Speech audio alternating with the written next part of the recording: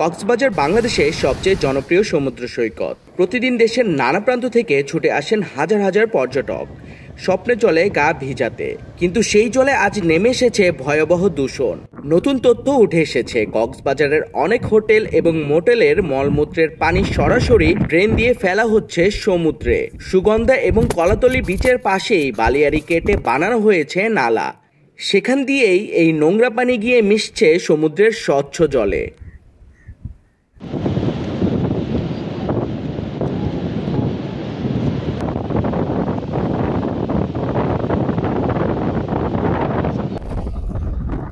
এতে প্রতিদিন হাজার হাজার পর্যটক নোংরা পানি মিশ্রিত সমুদ্রে গোসল করছেন।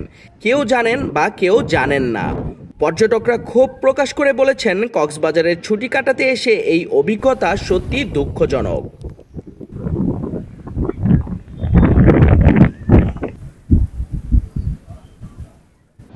নারায়ণগঞ্জ থেকে আসা আব্দুস সামাদ জানালেন, সমুদ্রের পানিতে মলমূত্রে মিশে যেতে দেখেছি, তাই পরিবার নিয়ে গোসল করিনি।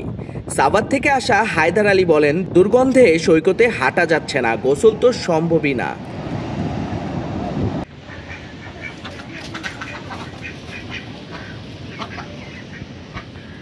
পরিবেশবাদীরাও ব্যাপক উদ্বেগ প্রকাশ করেছেন। কক্সবাজার বন ও পরিবেশ সংরক্ষণ পরিষদের সভাপতি দীপক শর্মা দীপু বলেন, হোটেলগুলোর ড্রেনের নোংরা পানি সরাসরি সমুদ্রে ফেলা কোনোভাবেই মেনে নেওয়া যায় না। এতে পরিবেশ মারাত্মক ক্ষতির মুখে। সেভ দ্য নেচারের চেয়ারম্যান মোয়াজ্জেম হোসেন দোষীদের বিরুদ্ধে দ্রুত ব্যবস্থা নেওয়ার দাবি জানিয়েছেন।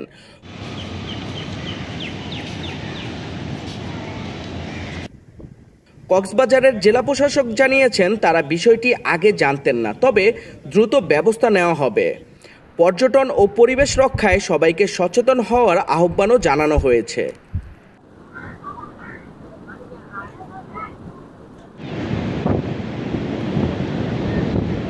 এভাবে চলতে থাকলে কক্সবাজারের পরিবেশ ও পর্যটন দুই হুমকির মুখে পড়বে।